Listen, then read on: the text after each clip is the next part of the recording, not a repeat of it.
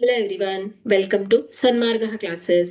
ಯೂಕ್ಲಿಡ್ನ ರೇಖಾಗಣಿತದ ಪ್ರಸ್ತಾವನೆ ಅಧ್ಯಾಯದ 36ನೇ ಪ್ರಶ್ನೆಯನ್ನ ಗಮನಿಸಿ. ಈ ಕೆಳಗೆ ನೀಡಲಾದ ಚಿತ್ರದ ಆಧಾರದ ಮೇಲೆ ಈ ಕೆಳಗಿನವುಗಳನ್ನ ಬರೆಯಿರಿ.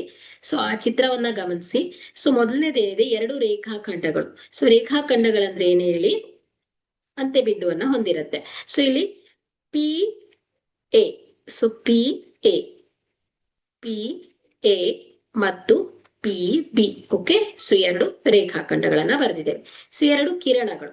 ಸೊ ಅಂದ್ರೆ ಕಿರಣಗಳಂದ್ರೆ ಏನ್ ಹೇಳಿ, ಒಂದು ಆರಂಭಿಕ ಬಿಂದುವನ್ನ ಹೊಂದಿದ್ದು ಇನ್ನೊಂದು ಕಡೆ ಅಂತ್ಯವಿಲ್ಲದೆ ವಿಸ್ತರಿಸಿರತ್ತೆ. ಸೊ ಅದನ್ನ ಏನಂತ ಹೇಳ್ತೇವೆ ನಾವು, ಕಿರಣಗಳು ಅಂತ ಹೇಳ್ತೇವೆ. ಸೊ ಕೊಟ್ಟಿರುವಂತಹ ಆಕೃತಿಯನ್ನ ಗಮನಿಸಿದ್ರೆ, ಸೊ ಇಲ್ಲಿ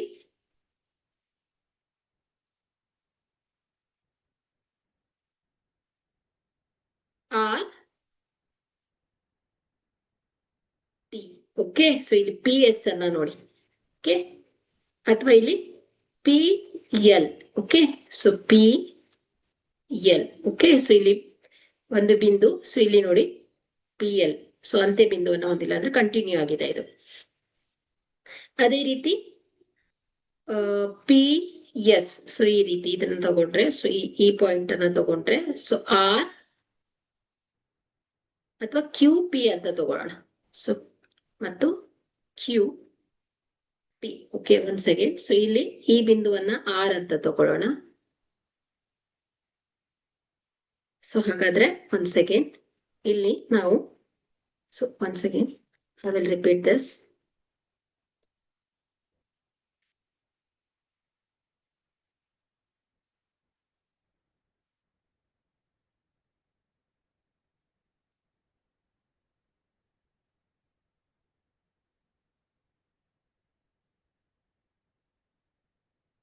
Hello everyone, welcome to Sanmarga classes. ಯೂಕ್ಲಿಡ್ನ ರೇಖಾಗಣಿತದ ಪ್ರಸ್ತಾವನೆ ಅಧ್ಯಾಯದ 36ನೇ ಪ್ರಶ್ನೆಯನ್ನ ಗಮನಿಸಿ.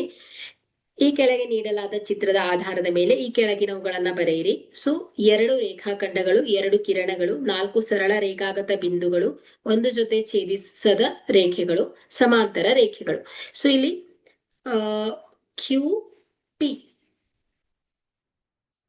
ಇಲ್ಲಿ ಇದು ಪಿ ಅನ್ನ ಏರೋ ಮಾರ್ಕ್ ಪಾಯಿಂಟ್ ಅಂತಾಗಿ ಕನ್ಸಿಡರ್ ಮಾಡೋಣ. ಸೊ ಆರ್ ಅನ್ನ ಈ ಬಿಂದುವನ್ನಾಗಿ ಕನ್ಸಿಡರ್ ಮಾಡಿದ್ರೆ, ಸೊ ಇಲ್ಲಿ ರೇಖಾಖಂಡಗಳು ಅಂದ್ರೆ ನಿಶ್ಚಿತ ಉದ್ದವನ್ನು ಹೊಂದಿರುವಂತದ್ದು ಮತ್ತೆ ಎರಡು ಅಂತ್ಯ ಬಿಂದುಗಳನ್ನು ಹೊಂದಿರುವಂತಹ ರೇಖೆಯ ಭಾಗಗಳಾಗತ್ತೆ. ಹಾಗಾದ್ರೆ ಇಲ್ಲಿ ಕ್ಯೂ ಆರ್. ಓಕೆ, ಸೊ ಅಥವಾ ಇಲ್ಲಿ ಪಿ ಅನ್ನ ಈ ಬಿಂದುವನ್ನಾಗಿ ಕನ್ಸಿಡರ್ ಮಾಡಿದ್ರೆ, ಸೊ ಇಲ್ಲಿ ಬರ್ಕೊಳ್ತೇನೆ ಪಿ ಅನ್ನ. ಸೊ ಕ್ಯೂ ಅಂದ್ರೆ, ಸೊ ಆರ್ ಅಂದ್ರೆ ಈ ಏರೋ ಮಾರ್ಕ್. ಓಕೆ, ಸೊ ಹಾಗಾದ್ರೆ ಇಲ್ಲಿ ಕ್ಯೂ ಪಿ.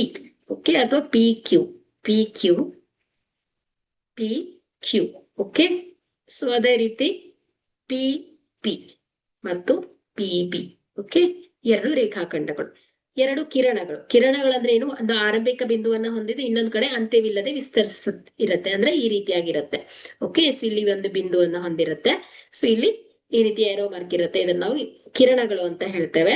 ಸೊ ಹಾಗಾದ್ರೆ ಇಲ್ಲಿ ನಾವು Q R. Okay, so Q R. Okay, ಇಲ್ಲಿ ಬಿಂದುವನ್ನ ಹೊಂದಿದೆ. ಸೊ ಇದು ಏರೋ ಮಾರ್ಕ್ ಅನ್ನ ರೆಪ್ರೆಸೆಂಟ್ ಮಾಡ್ತಾ ಇದೆ.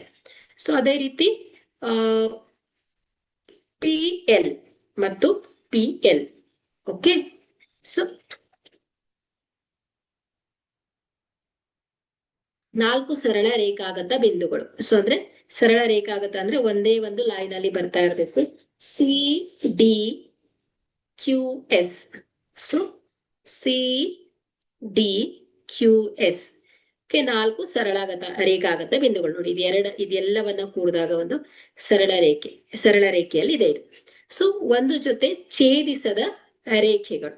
ಓಕೆ, ಸೊ ಇಲ್ಲಿ ಛೇದಿಸದ ರೇಖೆಗಳನ್ನ ನೋಡ್ಬೇಕು ನಾವು.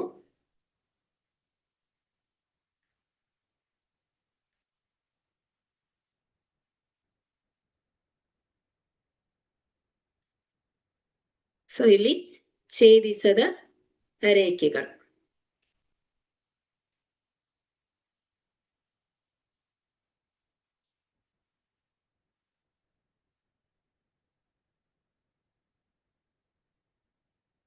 ಸೊ ಸಮಾಂತರ ರೇಖೆಗಳು ಯಾವ್ದಾಗತ್ತೆ ಹೇಳಿ, ಅಂದ್ರೆ ಪ್ಯಾರಲಲ್ ಲೈನ್ಸ್ ಯಾವ್ದಾಗತ್ತೆ ಇಲ್ಲಿ,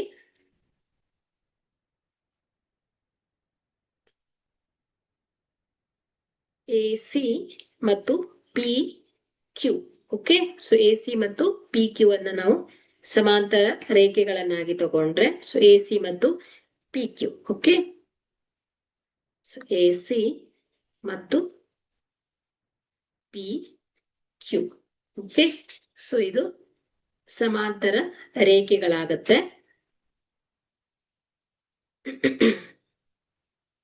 ಸೊ ಈಗ ಇಲ್ಲಿ ಛೇದಿಸದ